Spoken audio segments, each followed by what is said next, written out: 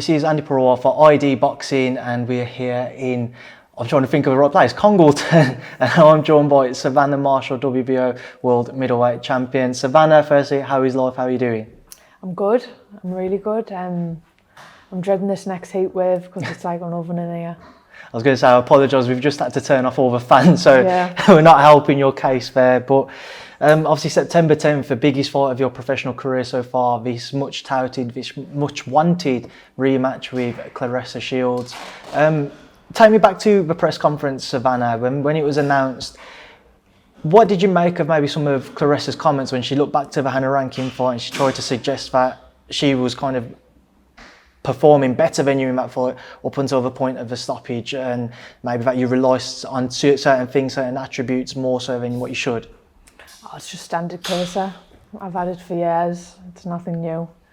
I wanted to pull something out the bag and surprise me, but I don't think we're going to get that. Yeah, I remember saying that about the Hannah Rankin fight, saying I stopped her in the 8th round, and I remember thinking, what fight were you watching? I stopped her in the 7th. And the fight didn't even go like that, but yeah, Hannah's her mate, so she's trying to get her 2 pence worth.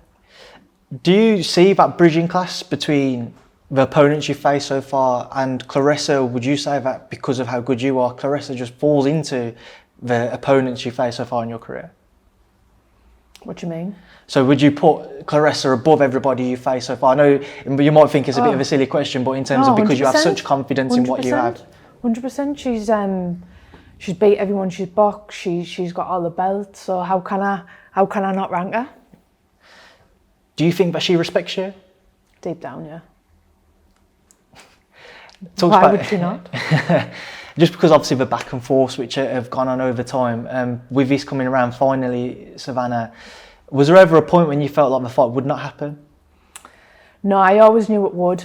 I got asked to box Claressa a couple of years ago, and I remember Pete coming in the gym. I think I'd had 2 fights. I think she'd had 3 or 4, and saying, they've approached us and said, do you want this fight? And he was like, I advise you not to take it because you get a couple of grand, and it would be interesting to see that fight. You went, let's build it up properly, get paid well, and we'll make it into something big. And he was right, because here it is. What do you have to do to be successful on September 10th, Savannah? Listen to Peter. Stick to the game plan. I know you don't want to give too much away, but when you look at this fight and the attributes and skills of Claressa, what do you feel you have to do to make sure that you're able to counteract her best qualities? Stay switched on. Like I said, stick to the game plan. I know what Claressa does. I know what Claressa's about. Very good boxer. She's smart, she's fast. She's got good defensive skills. So have I. You've both spoken openly, and especially going back to that press conference, about having the confidence that you will stop her and she thinks that she can stop you. Is this fight, no matter what, one which ends inside a distance? I don't know. I've never ever said I'd stop Claressa. I've never said I'd stop anyone. I just believe that I know if I do things properly and I do things right, I hurt people, and that's when the stoppage comes. Do I think I can hurt Claressa? Yeah, I do. We've obviously seen some huge fights within the female side of the sport over recent months and years, and some coming up. Obviously, you've got Mayer-Baumgardner on the undercard for yourself, alongside Taylor Serrano, which recently happened back in April. But the rivalry that you and Claressa have, where would you rank that in terms of the history of female sport? How big of a fight is this in comparison? I think that's what's add to the magnitude of this fight, because you've never seen it in female boxing. Like look at Katie. Katie is the biggest pioneer for me in female boxing. But I'd love for her to just turn around in one of her press conferences and say, I'm going to smash your head in. But it doesn't happen, but it's happening with me and Claressa, and that's what people like. People are weird, aren't they? People love confrontation, and they love people bickering and arguing and sly digs and things like that, and that's what gets people interested. But how much more do you enjoy it, if so? Oh, I love it. I love winding her up. Do you think you easily get underneath her skin? Yeah, it's not hard. It's not hard. Honestly, yeah. When you go back to obviously that victory you hold over her from the amateur days, are you surprised at how much momentum this rivalry's built since? Yeah, I am. But I do think it's got a lot to do with Taylor Serrano that massive fight is elevated our fight. It took it to there. You know, they're set the standard, they're set the interest.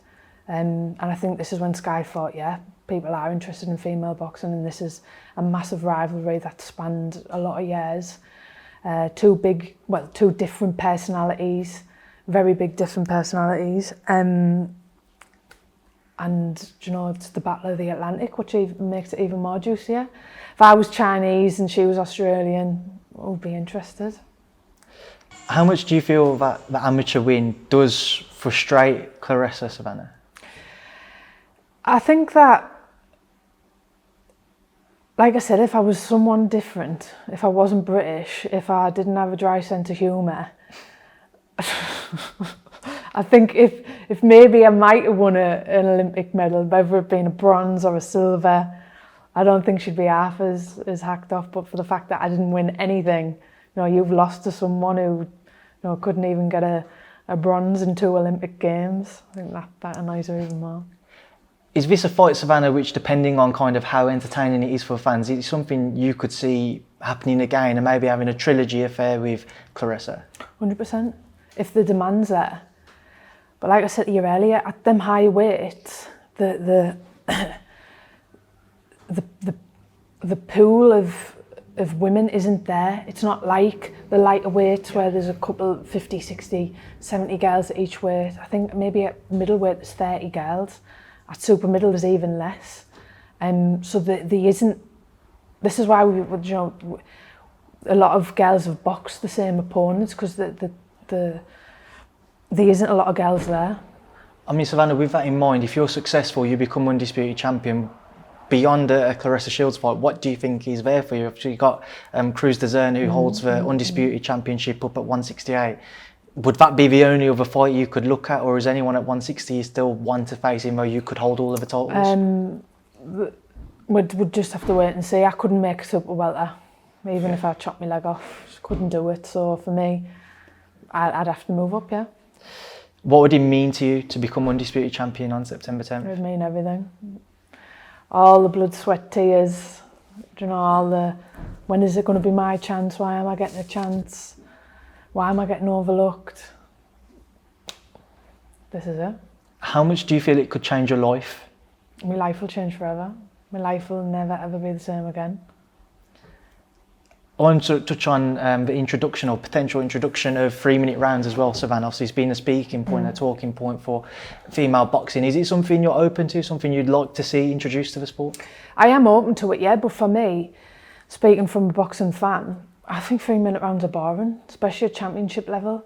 Do you know, I'm sat watching, do you know, men do 12 threes, nothing happens for 5 or 6 rounds, and I find myself drifting off or going to look in the fridge. Do you know what I mean? Whereas I think it's 2s, it's so, because it's so intense.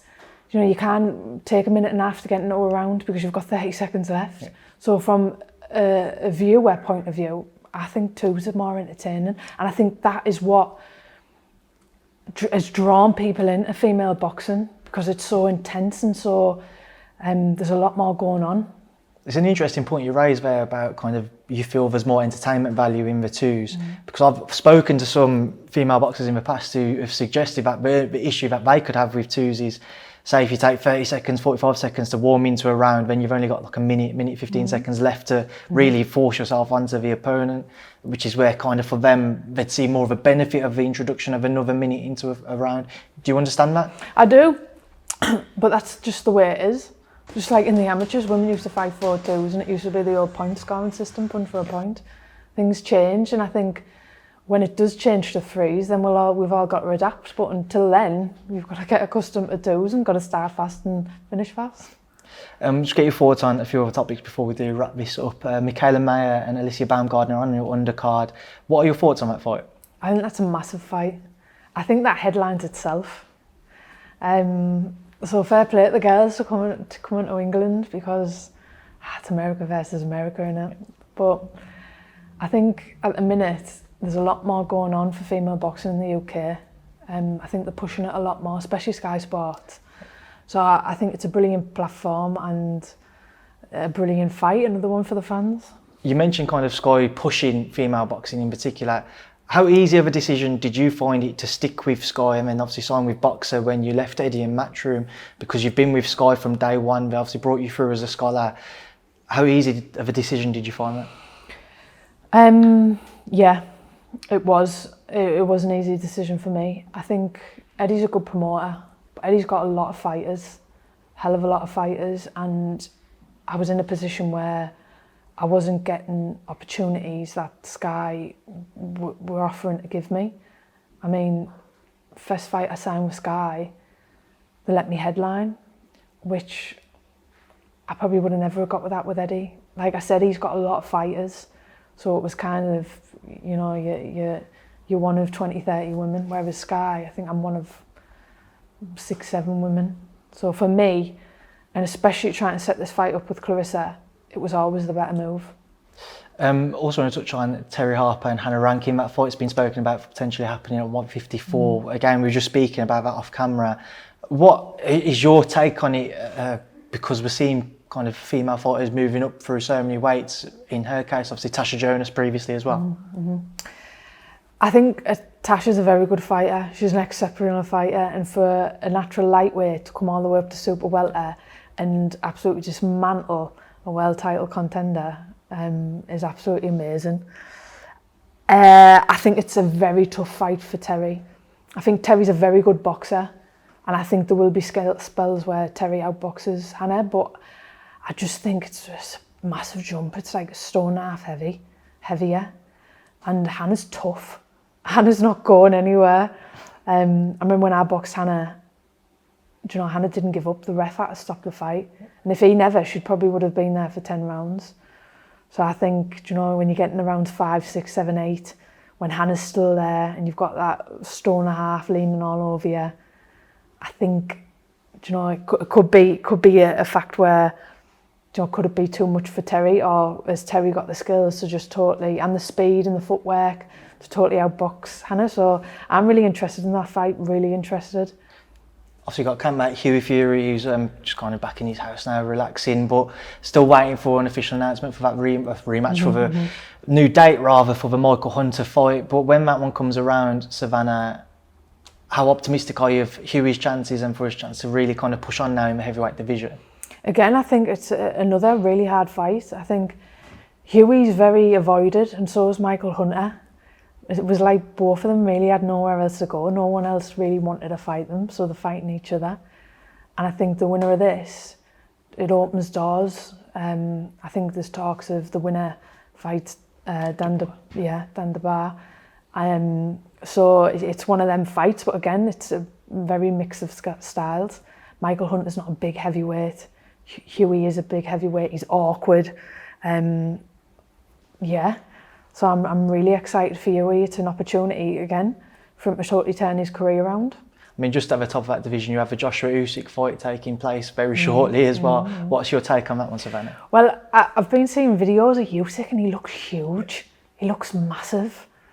And I think what he had over Joshua anyway was the speed and his agility and things like that. So if he's still got that with the size, then I can't see Joshua, you know, doing anything with him. But if I was Joshua, it's easier said than done. I'm not giving him any advice, but just the whole size, I'd just have to lean all over Uysk, you know, make him work, let him, hoping that he'd tire towards the back end of the rounds, and then hopefully, you know, land a decent shot and go that way, because I can't see him outboxing him. But will the size be an issue? Savannah, I've also got just a quick word as well on kind of your relationship with Peter Fury. Built such a great chemistry together and you've achieved so much. What would it mean to you to be successful on September 10th, but for him?